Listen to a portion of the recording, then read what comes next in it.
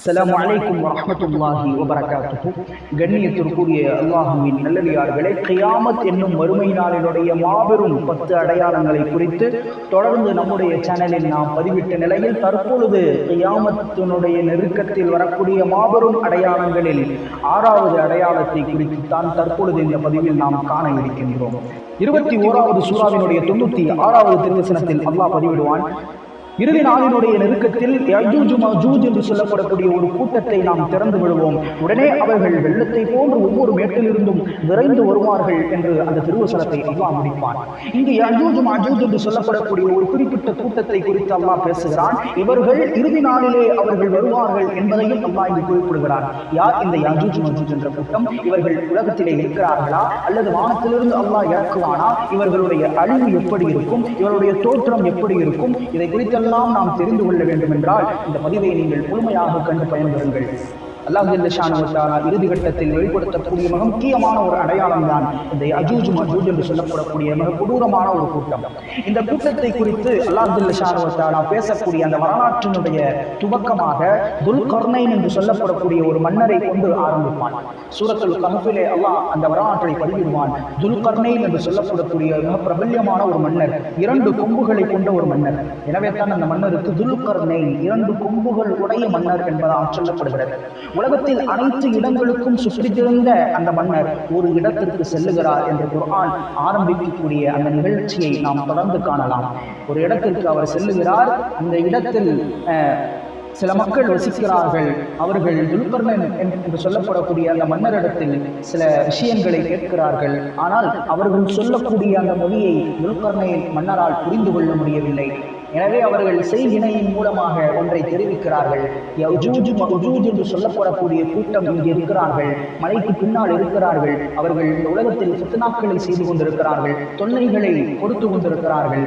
அவர்களிடத்திலிருந்து எங்களை நீங்கள் பாதுகாத்துக் கொடுங்கள். இவ்வாறு நீங்கள் பாதுகாத்து கொடுத்தால் உங்களுக்கு ஏதேனும் நாங்கள் ஜிஸியாவை கொடுக்கிறோம், வரியை நாங்கள் செலுத்துகிறோம் என்று கூற அதற்கு துல்கர்னைன் மன்னர் அவர்கள் பதிலளிக்கிறார்கள், எனக்கு ஜிஸியா என்ற வரிகள் எல்லாம் தேவையில்லை. அல்லாஹ் என்னை நல்லா வச்சிருக்கிறான், எனக்கு அதெல்லாம் வேண்டாம், நான் உங்களுக்கு செஞ்சு கொடுக்குறேன். ஆனால் நீங்க இந்த யஜூஜ் மஜூஜ் கூட்டத்தை தடுப்பதற்கு நான் இரும்பு சுவற்றை அமைக்கப் போகிறேன், அதற்கு உதவியாக நீங்கள் என்னோடு வாருங்கள் என்று துல்கர்னைன் மன்னன் கூறவே துல்கர்னைன் மன்னர் அவர்கள் இரும்பால் ஆன சுவற்றை அவர்கள் எழுப்புகிறார்கள். அதற்கு பின்னால் யஜூஜ் மஜூஜ் கூட்டத்தை அவர்கள் அடைத்து விடுகிறார்கள்.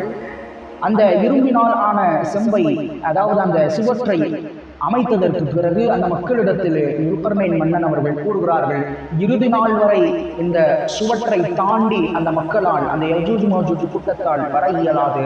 எனினும் இறுதி நாளுடைய நெருக்கத்தில் அல்லாஹ்வினுடைய உத்தரவு வரக்கூடிய நேரத்தில் இந்த இரும்பு சுவரானது துகள் துகளாக உடைந்து விடும், இவர்கள் மிக விரைவாக வெளியே வந்து விடுவார்கள் என்று அந்த மன்னன் அவர்களுக்கு எச்சரிக்கை செய்கிறான். இந்த நிகழ்வை குறிப்பிட்டதற்கு பிறகு ஹதீசுகளினுடைய சில விளக்கங்களையும் நாம் இங்கு சற்று காண வேண்டிய அவசியம் இருக்கிறது.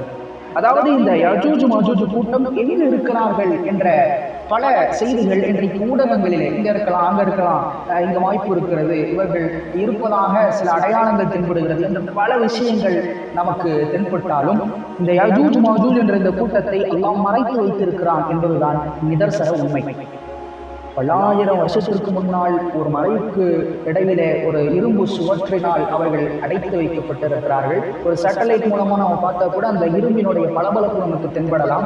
இவ்வாறு பல கோணங்களில் அறிவியல் பூர்வமாக நாம் யோசிக்கக்கூடிய நேரத்தில் வாய்ப்புகள் இருந்தாலும் அது அல்லாஹுவால் மறைக்கப்பட்டு இருக்கிறது. பல விஷயங்கள் மஹ்தி அலைஹிஸ்ஸலாம் அவர்கள் இந்த உலகத்திலே தென்படுவார்கள், அல்லாஹ் மறைத்து வைத்திருக்கிறார். அவ்வாறு பல விஷயங்கள் இந்த உலகத்திலே இருந்தாலும் அவர்கள் அல்லாஹ் அதை மறைத்து வைத்திருக்கிறான் என்பதுதான் நிதர்சன உண்மை.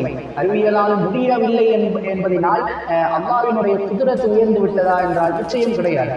அறிவியல் இன்னும் வளரணும் அப்படின்றதுதான் நிதர்சன உண்மை. ஒரு உலகத்துல ஒரு இடத்துல ஒரு கூட்டம் மறைஞ்சு வாழ்ந்துகிட்டு இருக்குது. அந்த கூட்டத்தை இன்று வரை அறிவியலால் கண்டுபிடிக்க முடியவில்லை என்றால் அது அறிவியலினுடைய குறைபாட்டு தான் தவிர அது மனிதனுடைய அந்த குறைபாடு கிடையாது என்பதை நாம் உணர வேண்டும். சரி, இந்த யஜூஜ் மஜூஜுடைய கூட்டத்தை குறித்து அவர்கள் எப்படி இருப்பார்கள் என்று நபிகள் நாயகம் ஸல்லல்லாஹு அலைஹி வஸல்லம் அவர்கள் அன்னை ஆயிஷா ரலியல்லாஹு தஆலா அன்ஹா ஏன் உங்களுடைய முகம் சிவந்திருக்கிறது? கண்மணி நாயகம் ஸல்லல்லாஹு அலைஹி வஸல்லம் இடத்தில் கேட்டபொழுது ரசூலுல்லாஹி ஸல்லல்லாஹு அலைஹி வஸல்லம் அவர்கள் பதிலளிப்பார்கள், யஜூஜ் மாஜூஜினுடைய சுவற்றிலே இந்த அளவுக்கு தன்னுடைய கையை ஓட்டை வடிவிலாக காட்டி சொல்லுவார்கள், இந்த அளவுக்கு ஓட்டை விழுந்து விட்டது, நான் பயப்படுகிறேன். எப்பொழுது 1400 வருடங்களுக்கு முன்பாக சொன்னார்கள்.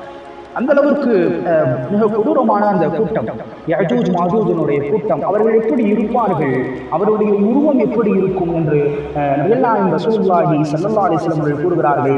யஜூஜ் மாஜூஜ் கூட்டத்தினர் வரும் வரை நீங்கள் போராடிக்கொண்டே இருப்பீர்கள். அவர்களின் முகம் அகன்றதாக இருக்கும், கேடயம் போல் வட்டமாகவும், கண்கள் சிறியதாகவும், முடிகள் செம்பட்டையாகவும் அமைந்திருக்கும் என்பதாக பெருமானார் ஸல்லல்லாஹு அலைஹி வஸல்லம் அவர்கள் கூறிய செய்தி அஹ்மது தபரானி போன்ற நூல்களில் பதிவு செய்யப்படுகிறது. மேலும் இவர்களை அழிக்கக்கூடிய சக்தியை யாருக்கு கொடுத்திருக்கிறான்? அல்லாஹ். இந்த உலகத்தில் அவர்கள் திறந்து விட்டதற்கு பிறகு உலகத்தில் அவர்கள் வருவார்கள். உலகத்தில் உள்ள மக்கள் அனைவரையும் அவர்கள் கொன்று குவிப்பார்கள். ஒரு ஆற்றை ஒரு கூட்டம் கடக்கும், பின்னால் இன்னொரு கூட்டம் வரக்கூடிய நேரத்தில் இந்த இடத்தில் ஒரு காலத்தில் மனிதர்கள் வசித்தார்களோ, ஒரு காலத்தில் இங்கு நீர் இருந்ததோ என்பதாக பேசிக் கொள்வார்களாம். அந்த அளவிற்கு இந்த பூமியை அவர்கள் சூறையாடுவார்கள் என்று சொல்லலாம். அந்த நேரத்தில் நபி ஈசா அலைஹிஸ்ஸலாத்து வஸ்ஸலாம் அவர்களுடைய ஆட்சி காலமாக இருக்கும். அல்லாஹ் ஜல்ல ஷானஹு வ தஆலா அவனிடத்தில் ஈசா அலைஹிஸ்ஸலாத்து வஸ்ஸலாம் அவர்கள் துஆ பிரகடனம் செய்வார்கள், அல்லாஹ்விடத்தில் மன்றாடுவார்கள், இந்த ஃபித்னாவை விட்டும் எங்களை பாதுகாப்பாயாக என்று பல துஆக்களை அல்லாஹ்விடத்தில் அவர்கள் கேட்டதற்கு பின்பாக இந்த உலகத்தில் பிணங்கள் மாத்திரம் இந்த உலகம் முழுவதும் இருக்கக்கூடிய அந்த நேரத்தில் யஜூஜ் மாஜூஜ் கூட்டத்தினர்கள் நினைத்துக் கொள்வார்கள், இந்த உலகத்தில் உள்ள அனைவர்களையும் நாம் கொண்டு விட்டோம், எனவே எல்லோரும் அம்பை வானத்தின் பக்கம் எரியுங்கள், அங்கு இருக்கக்கூடிய வானவர்களையும் நாம் அழிக்க வேண்டும் என்று அம்பை வானத்தை நோக்கி அவர்கள் விடுவார்கள். அல்லாஹ் இரத்தத்தை தடவி மீண்டும் அவர்களின் பக்கம் அனுப்புவான். அவர்கள் நினைப்பார்கள் மாணவர்கள் இறந்து விட்டார்கள் என்று. ஆனால் இது அல்லாஹ்வினுடைய தந்திரம் என்பதாக அவர்கள் விளங்கவில்லை. பிறகு அவர்கள் இந்த உலகத்தில் திரிந்து கொண்டிருக்கக்கூடிய நேரத்தில் இவர்களை அழிக்க வேண்டும் என்று அல்லாஹ் நாடுவான். ஒரு பெரிய ஒரு போர் வீரரை கொண்டு அவர்கள் அழிக்கப்படவில்லை. அல்லாஹ் ஜல்ல ஷானஹு வ தஆலா புழுக்களை அனுப்பினான். புழுக்கள் சென்று அவருடைய கழுத்துகளில் உட்கார்ந்ததற்கு பின்பு கடிக்க ஆரம்பித்தது. ஒவ்வொருவரும் மரணிக்க ஆரம்பித்தார்கள். இதுதான் நிதர்சன அல்லாஹ்வினுடைய குதிரத். ஒரு பெரிய ஒரு பொருளை, ஒரு சிறிய ஒரு பொருளை கொண்டு அல்லாஹ் அழித்து விடுவான். அல்லாஹ்விடத்தில் எந்த ஒரு சக்திமிக்க வஸ்துவும் தாழ்வானதே என்பதாக மனிதன் விளங்க வேண்டும், தன்னை உயர்வாக நினைக்கக்கூடாது. எனவே யஜூஜ் மாஜூஜினுடைய எண்ணத்தை அல்லாஹ் உடைத்தெறிந்தான். தான் பெரியவன் என்றான். ஆனால் சிறு புழுவை கொண்டு அந்த யஜூஜ் மாஜூஜை அல்லாஹ் அழித்ததற்கு பின்பாக பூமி முழுவதும் பிணங்களும் நாற்றமும் அடிக்கக்கூடிய அந்த நேரத்தில் நபி ஈசா அலைஹிஸ்ஸலாத்து வஸ்ஸலாம் அவர்களும் அவர்களுடைய தோழர்களும் அல்லாஹ்விடம் மீண்டும் துஆ செய்ய, உடனே அல்லாஹ் ஒட்டகங்களின் கழுத்துக்கள் போன்ற, ஒட்டகத்தினுடைய கழுத்து எவ்வளவு நீளமாக இருக்கும் அது போன்ற வடிவிலான சில பறவைகளை, வினோதமான பறவைகளை அல்லாஹ் இந்த பூமிக்கு அனுப்புவார். அப்பறவைகள் அந்த பிணங்களை சுமந்து சென்று அல்லாஹ் நாடிய இடங்களில் அவைகள் போட்டு விடும் என்பதாக பெருமானார் ஸல்லல்லாஹு அலைஹி வஸல்லம் அவர்கள் கூறினார்கள். இந்த செய்தி முஸ்லிம் என்ற நபிமொழி தொகுப்பிலே பதிவு செய்யப்பட்டது. அப்பாஸ் இப்னு ஸமாஅத் ரலியல்லாஹு தஆலா அன்ஹு அவர்கள் இந்த ஹதீஸை அறிவிக்கின்றார்கள். யஜூஜ் மாஜூஜ் கூட்டத்தினருடைய அழிவுக்கு பின் அவர்கள் பயன்படுத்திய அந்த அம்புகள், வில்லுகள், அதாவது அதனுடைய அனைத்து விஷயங்களும் முஸ்லிம்கள் 7 ஆண்டுகளுக்கு விறகாக பயன்படுத்துவார்கள். பின்னர் அல்லாஹ் மலையை அனுப்புவான். அனைத்து வீடுகளையும் பூமியையும் அந்த மலை கண்ணாடி போல் கழிந்துவிடும். பின்னர் பூமியை நோக்கி அல்லாஹ் கூறுவான், உன் கனிகளை நீ முளைக்கச் செய், உன்னிடமிருந்து பரக்கத்தை நீ திரும்ப கொடு என்று பூமிக்கு கட்டளையிடவே பூமி தன்னுடைய பரக்கத்தை இந்த பூமியில் உள்ள மக்களின் மீது மிக அதிகமாக வெளிப்படுத்தும். எந்த அளவுக்கு என்று சொன்னால், ஒரு மாதுளம் பழத்தை ஒரு கூட்டம் உண்ணுவார்கள். ஒரு கூட்டம், அதனுடைய தோல் மாத்திரம் ஒரு கூட்டத்திற்கு நிழலாக அமையும். அந்த தோலை கொண்டு அவர்கள் குடையாக பயன்படுத்திக் கொள்வார்கள். ஒரு ஒட்டகத்தில் கறக்கப்படும் ஒரு பால் ஒரு பெரிய ஒரு சமுதாயத்திற்கு அது போதுமானதாக இருக்கும் என்றால், அல்லாஹ் அந்த நேரத்தில் கொடுக்கக்கூடிய பரக்கத் மிக முக்கியமான ஒன்று என்பதாக நபிகள் நாயகம் ஸல்லல்லாஹு அலைஹி வஸல்லம் அவர்கள் குறிப்பிட்டார்கள்.